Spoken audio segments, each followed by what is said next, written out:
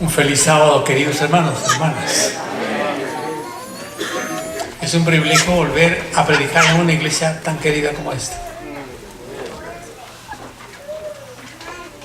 Y la verdad es que agradezco a Dios porque veo talentos que se están desarrollando desde pequeños, niñas, jovencitas, que sigan creciendo en todo aspecto. Y yo me impresioné mucho esta mañana cuando al entrar al templo vi a un diácono jovencito y me gustó eso. Estamos formando a los futuros líderes de la iglesia. Muy bueno. ¿Qué acontecimiento grande se acerca en este mes, en este país? ¿Cómo se llama eso? Thanksgiving Day. ¿Cómo se dice en castellano? Día de Acción de Gracias. Pero saben, Thanksgiving mismo es dando gracias. Dando gracias. Yo puedo imaginar a mucha gente queriendo dar gracias, pero no entendiendo completamente por qué dan gracias. Siempre que damos gracias a alguna persona por alguna cosa que recibimos, a veces la persona que recibe esas palabras, gracias, pregunta, ¿por qué? ¿Por qué me agradece? Y si Dios preguntaría a la gente, ¿por qué me están agradeciendo? ¿Sabrían responder? ¿Por qué? No hay nada mejor que saber un poco la historia de este país para saber por qué estamos celebrando o por qué vamos a dar gracias a Dios. ¿Está bien?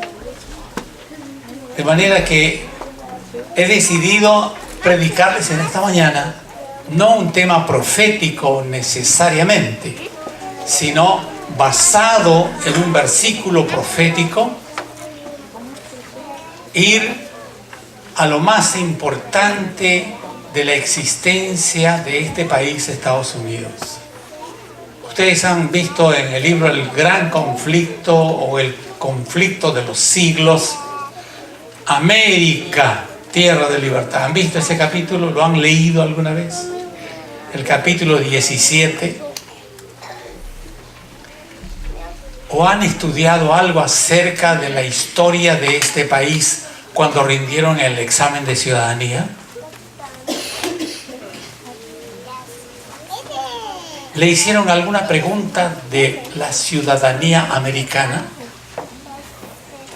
Saben que hace pocos días me presenté pues en Migraciones para solicitar mi ciudadanía. Así que me dice, ¿cuánto tiempo usted cree que va a quedarse aquí? Yo le dije, no sé, pero he dedicado toda la mañana. Ah, entonces está bien, dice, siéntese. Usted tiene que responder a 50 preguntas, me dijo, para ser candidato a ser ciudadano. Y yo le dije, sí, para ser candidato necesitamos responder 50 preguntas. ¿Cómo será el mismo examen de la ciudadanía, más exigente? Entonces me comenzaron a preguntar con una hoja y ahí iba anotando las respuestas correctas. Y de las 50 habían 10 preguntas que se relacionaban con la historia de Estados Unidos. Así es que yo dije, Señor, ilumíname para acordarme de los datos más importantes de este país.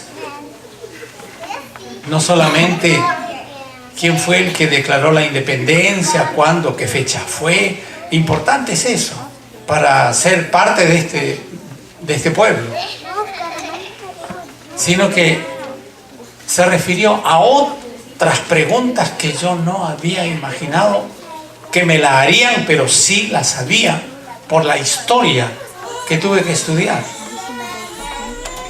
Queridos hermanos, mi pregunta es,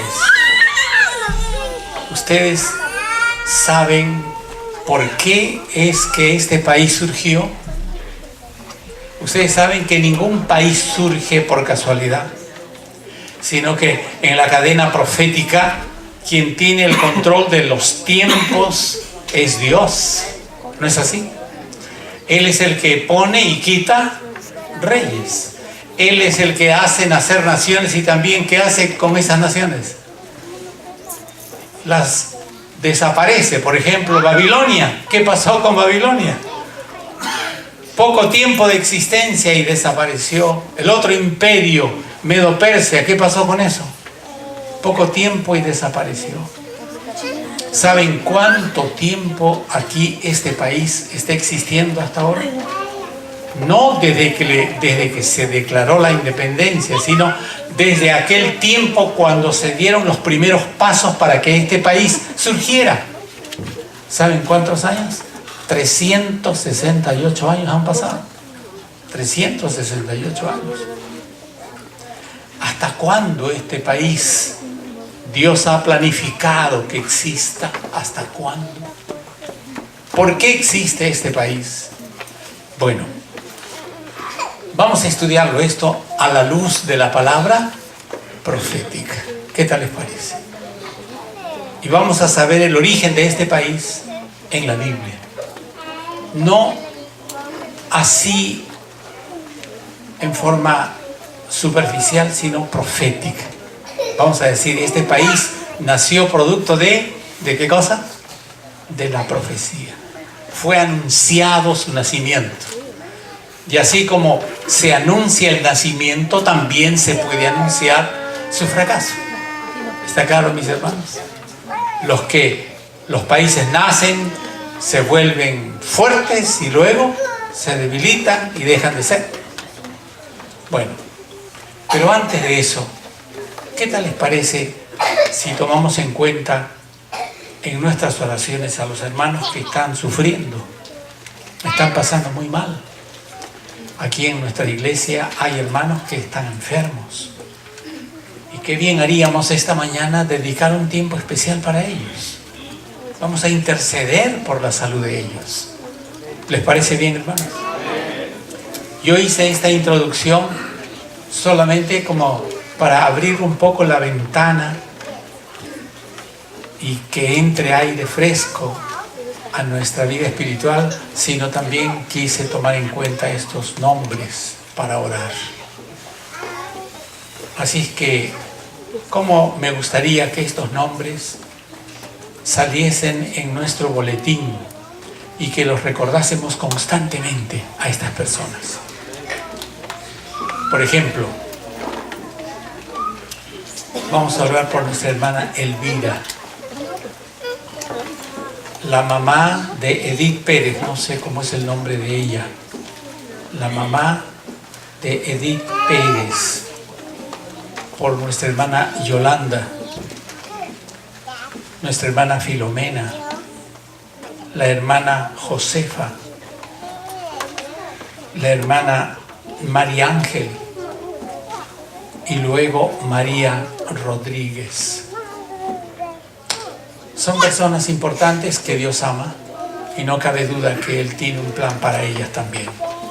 Y Dios quiere manifestar su poder y su gloria cuando ve que toda su iglesia se une en favor de estos buenos hermanos y hermanas que necesitan oración.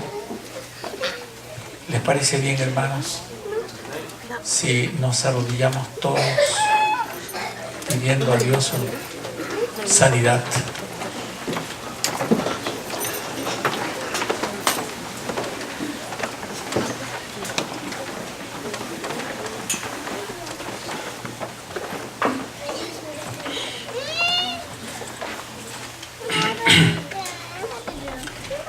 Querido Padre, esta mañana hemos mencionado los nombres que ya tú conoces nombres de hermanas a quienes tú amas mucho, personas importantes, no solamente para la iglesia.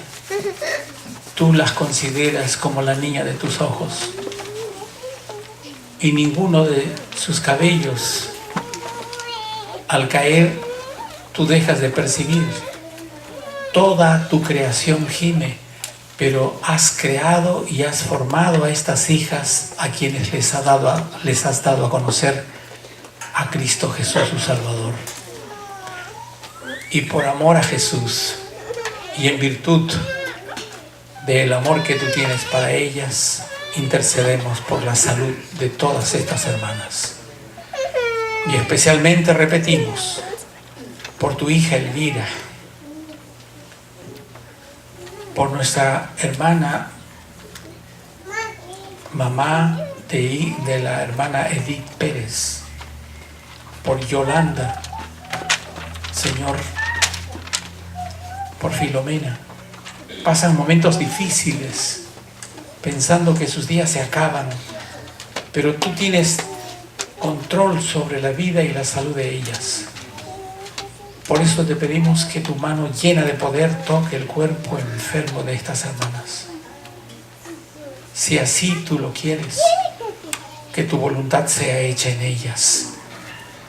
Oramos por tu hija, nuestra hermana Josefa, por María Ángel, que está pasando incomodidades grandes, problema de sus riñones. También a María Rodríguez. Está necesitando urgentemente tu toque sanador. Queremos encomendarlas a todas estas hermanas bajo tus cuidados. Que el médico poderoso, el médico divino que es Jesús, toque esos cuerpos y que tu nombre sea glorificado a través de la sanidad que les des a cada una de ellas. Señor, fortalécelas en este momento. Concédeles esperanza y que su fe sea gigante. A ti las encomendamos en el nombre de Jesús. Amén.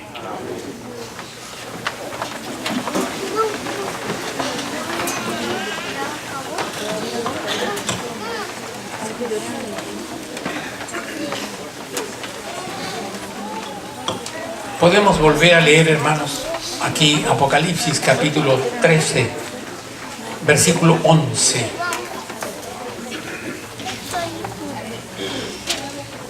El texto que ustedes ven aquí en la pantalla lo vamos a leer después, pero primero el texto clave, Apocalipsis capítulo 13, versículo 11. Saben, antes de leer, la Biblia representa proféticamente a las naciones como animales, como bestias. Hay bestias que nosotros conocemos, son muy comunes, pero hay una bestia indescriptible a la cual nunca hemos conocido. Pero a las naciones se las representa, se las simboliza como bestias. Hay algunas bestias que salen del mar. En la Biblia, el mar, ¿qué representan? Por favor, ustedes ya lo saben bien. ¿Qué representan? Multitudes de personas, muchedumbres. Y las bestias, o reinos, o naciones que salen del mar, son todas las bestias que para poder existir, para poder tener poder y autoridad, tuvieron que hacer guerras y mataron a mucha gente. Babilonia tuvo que matar a mucha gente, así como Medo-Persia, Grecia, y el país que más gente mató fue Roma.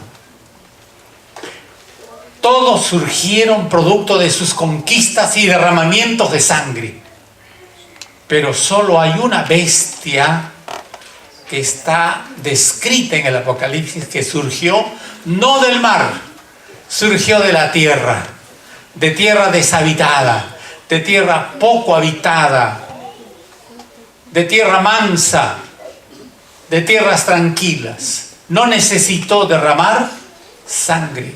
Los que vinieron a ocupar estas tierras no necesitaron traer armas. Lo único que trajeron eran sus Biblias. La espada de dos filos. Capítulo 13, versículo 11. Vamos a leer. Después, ¿qué dice el texto? Vi otra bestia que subía de la tierra. ¿Y qué tenía? Dos cuernos, semejantes a los de un cordero. Pero luego hablaba como dragón. Este país de Norteamérica es el país que en la cronología profética surge sin derramamiento de sangre. ¿Y cómo es que surge este país?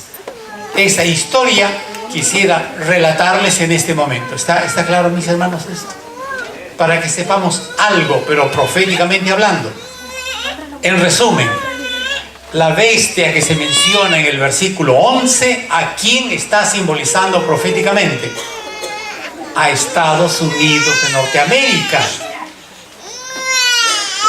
¿Cuáles son sus características de esta bestia? Sube de la tierra, no hace derramamiento de sangre, no conquista, no usa armas.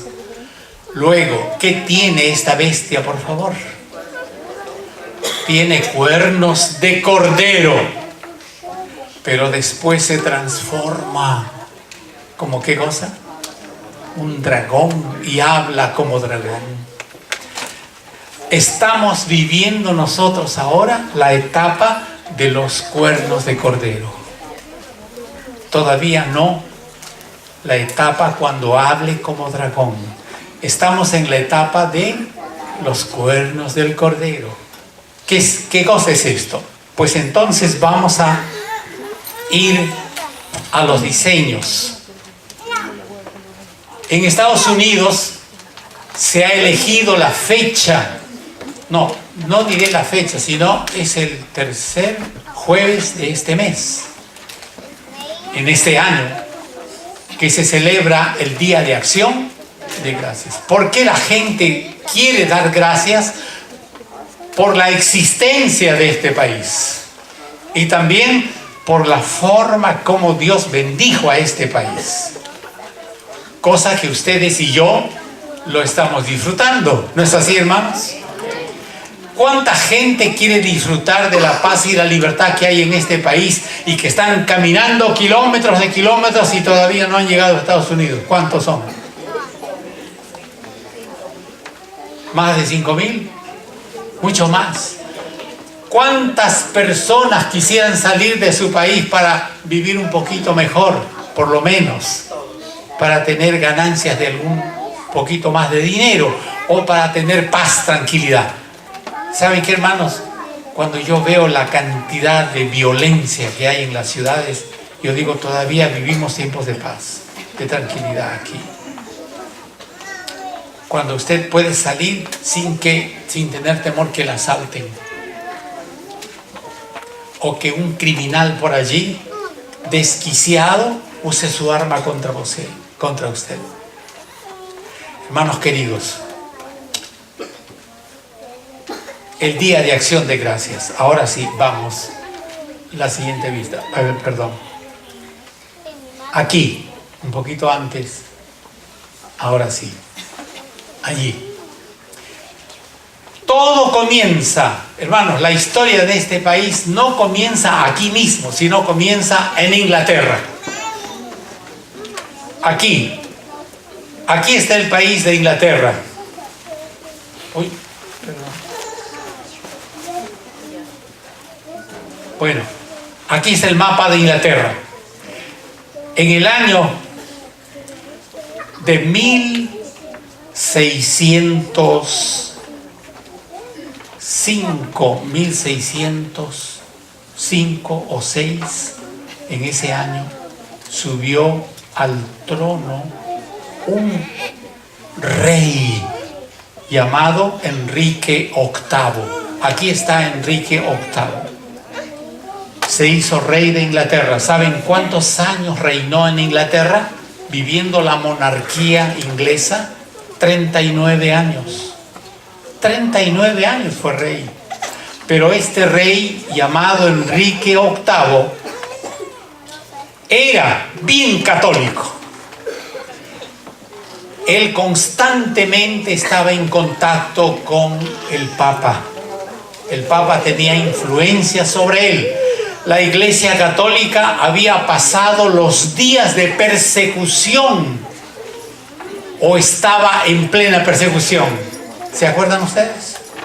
¿Se acuerdan del Tribunal de la Inquisición en Perú? El Tribunal de la Inquisición en Francia, cómo morían una cantidad de cristianos por causa de su fe. ¿Se acuerdan ustedes? ¿Se acuerdan de esa profecía de los 1260 años? Cuando el dragón se llenó de ira contra la mujer y se fue a hacer guerra contra toda su descendencia. ¿Cuántos años de persecución? 1260 años. Y cuando este rey Enrique VIII subió al trono inglés, todavía se estaban viviendo años de persecución en el mundo, en Sudamérica, en Centroamérica, en Europa. Todavía se vivía la persecución por causa de la fe. ¿Qué iglesia era la iglesia más fuerte y más poderosa? La Iglesia Católica. Ahora miren, este rey tuvo mucha influencia sobre el Papa de su tiempo. ¿Cómo se llamaba el Papa en ese tiempo de su reinado? No se van a olvidar ese nombre. ¿Ah? Clemente VIII. Ahí está el Papa. Eran amigos, pero toda esa amistad se perdió cuando surgió un problema. Aquí está Enrique VIII. Y Enrique VIII se caracterizó por ser mujeriego. Era su debilidad. ¿Saben cuántas esposas llegó a tener este hombre? 6 esposas. Pero su primera esposa se llamó Catalina de Aragón. Esta fue su primera esposa, Catalina de Aragón. Pero de pronto se enamoró de Ana Bolena y se apasionó por esa mujer y le pidió al Papa que acepte su separación, y el Papa se negó a aceptar la separación. Le dijo: esa es tu esposa, ¿por qué te vas a separar? Y él dijo: te ruego que aceptes, me voy a separar, no la quiero a Catalina de Aragón, a quien la quiero es a Ana Bolena. Y como el Papa se negó a hacerlo, él rompió sus relaciones con el papado. Se enojó. Así es que, como Enrique VIII era un hombre muy inteligente y tenía mucha ascendencia en toda la nación de Inglaterra, él comenzó a hablar mal del Papa. Y él mismo organizó una nueva iglesia. O sea, él apostató de la Iglesia Católica, se salió de la Iglesia Católica y formó su propia iglesia, y a esa iglesia se la llama la Iglesia Anglicana. ¿Cómo se llama? Anglicana. Ahora, él dijo: no más, esta nueva iglesia no tendrá papas. Quien va a mandar soy yo, el mismo rey. Él era el que elegía a los cardenales, a los arzobispos. Él era la autoridad suprema en la parte eclesiástica, pero también en la parte civil. Se concentraba todo el poder en él, el poder civil y el poder espiritual también. ¿Está claro esto? Él era todo. Pero saben, ocurrió algo interesante. Él, cuando formó su iglesia, no dejó el espíritu de persecución que la Iglesia Católica desató en todos esos años, sino que esta vez Enrique VIII comenzó a perseguir a los que aceptaron las ideas de Martín Lutero. ¿Se acuerdan ustedes la historia de Martín Lutero? Todos aquellos que aceptaban las Sagradas Escrituras como la única norma, todos aquellos que aceptaban a Cristo como el sumo sacerdote y rechazaban el sumo sacerdocio del Papa como el pontífice máximo, todos aquellos que dejaban de confesarse ante un sacerdote y confesaban directamente a Dios, los declaró enemigos del reino. ¿Y cómo se llamaba ese grupo de cristianos? Puritanos. A ver, acuérdense ese nombre. ¿Cómo? Puritanos. Y saben que él se resolvió hacerles la vida difícil a los puritanos y los amenazó con quitarle todos sus bienes, confiscar todas sus propiedades si no obedecían lo que él mandaba. Los amenazó con cárcel, los amenazó con quitarles la vida. Y un día hizo un decreto, y en ese decreto dijo claramente: los puritanos tienen tantos días de plazo para cambiar sus costumbres. ¿Qué Biblia ni qué Biblia? Acá no se lee la Biblia. Acá se dice lo que yo digo. ¿Eso de quién lo dijo? Enrique VIII. Y aquellos que no obedecen mis mandatos van a ser encarcelados. Pregunto, esos puritanos que eran fieles, que comenzaban a tener esperanza con las ideas que Martín Lutero había sembrado en ellos para estudiar la Biblia y reconocer solo a un solo Dios, para confesar sus pecados a Dios, para tener libertad de adorarlo, para cantar alabanzas a su nombre, para predicar el Evangelio, todas esas cosas les fueron prohibidas. Y ahora les pregunto a ustedes, ¿era cómodo vivir en Inglaterra para estos puritanos? ¿Era cómodo? Todas sus propiedades se les fueron confiscadas. Todo trabajo, no podían ellos tener libertad de escoger un trabajo que les agrade. Hermanos, ¿saben cuántas cosas tristes se hablan de ellos? Lean el capítulo 17 del Conflicto de los Siglos. Les suplico, por favor, lean. Aquí está. Hay 15 páginas de puras tristezas y dramas que se describen de estos puritanos.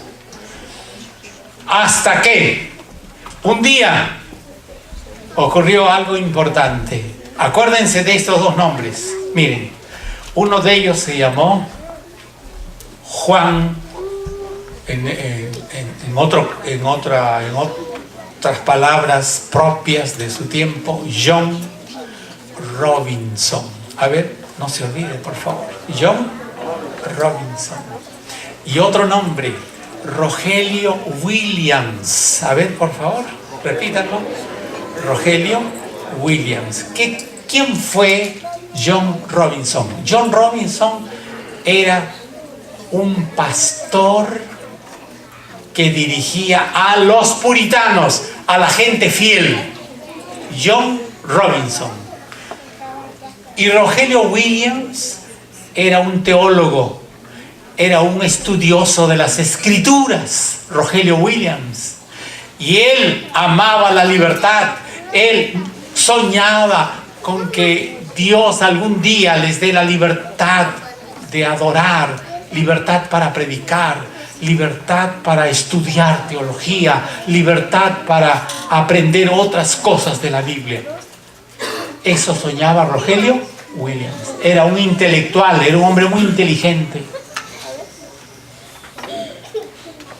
Y saben que el Espíritu Santo movió a este grupo de personas y les dijo lo siguiente: y esto todos lo sintieron de la misma manera. ¿Qué cosa era? Que se juntaran y que salieran de Inglaterra a una tierra de libertad que quedaba en el norte. Hermanos, ese pensamiento fue no solamente de John Robinson, no solamente de Rogelio Williams, sino de 120 personas.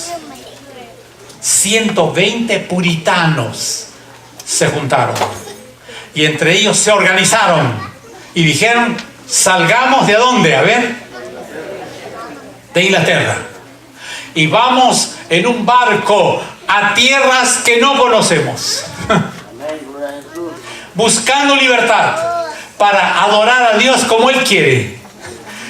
Que por favor nadie se desanime. Y en ese grupo de personas llamados los puritanos, el que los dirigía, ¿quién era, por favor? A ver, John Robinson. ¿Y quién más? ¿Y qué hicieron estos hombres? Vamos a ver.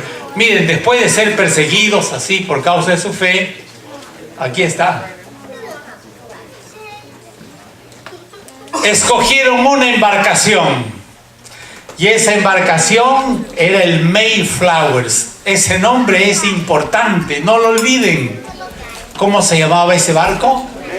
Mayflowers. No era un barco de pasajeros, era un barco de carga, de origen holandés. Y en ese barco ellos lo contrataron para viajar hacia tierras de libertad. Y hay algo más. El pastor John Robinson los acompañó hasta el puerto. Este pastor, él estaba achacoso de algunas enfermedades que comenzaron a hacer presa de su cuerpo. Él no se sentía con fuerzas de acompañar a su grupo. Y él se despidió tristemente y le dijo: hermanos, sigan unidos, permanezcan fieles. Voy a estar orando por ustedes. Dios les va a responder a sus pedidos de oración. Yo voy a estar orando por ustedes. Y se despidió con muchas lágrimas. ¿Cómo se llamó ese pastor? Así. Y si no se acuerdan de John, digan Juan Robinson. Y el otro, ¿cómo se llamó? Rogelio Williams, lleno de energía, lleno de fuerzas, dijo: voy a acompañar a este grupo. Y acompañó a ese grupo. ¿Cuántos eran aquellos? 120. Pero se desanimaron 18. Y solamente quedaron 102. ¿Qué tal les parece esto? Ahora, decidieron esos 102 salir, viajar. ¿Cuánto tiempo tendrían que viajar? 66 días. ¿Cuánto? 66 días por barco. Aquí está. El Mayflowers partió. ¿Qué fecha, por favor? El 6 de septiembre de 1620. ¿Cuántos pasajeros tenía? 102. ¿Y cuántos tripulantes en el barco habían? 33. O sea, esa cantidad de gente llenó el barco, iban muy cerca uno del otro porque no había mucho espacio. Por eso decimos nosotros, ¿hace cuántos años? 398 años los peregrinos del Mayflower vieron tierra.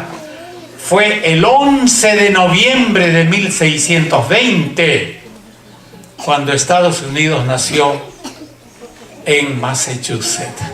¿Por qué? Porque llegaron en esa fecha. ¿Qué fecha fue? 11 de noviembre. ¿De qué año? ¿A dónde llegaron? A Massachusetts. ¿Pero a qué lugar? La bahía de Plymouth. Antes de eso hicieron una parada en Cabo Cod.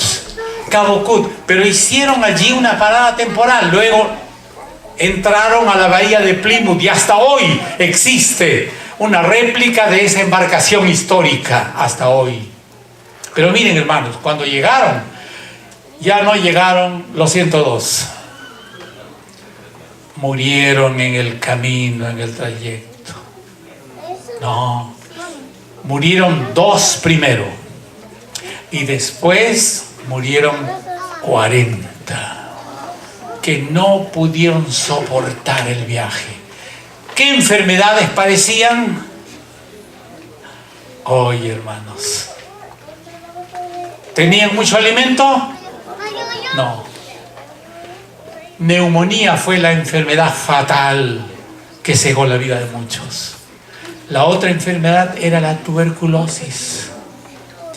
Y la otra enfermedad es una enfermedad producto de la falta de calcio, falta de vitamina B12. Bueno, el caso es que murieron. Ese grupo fue diezmado. Y los que llegaron apenas fueron 54 personas. ¿Qué tal les parece? Amén.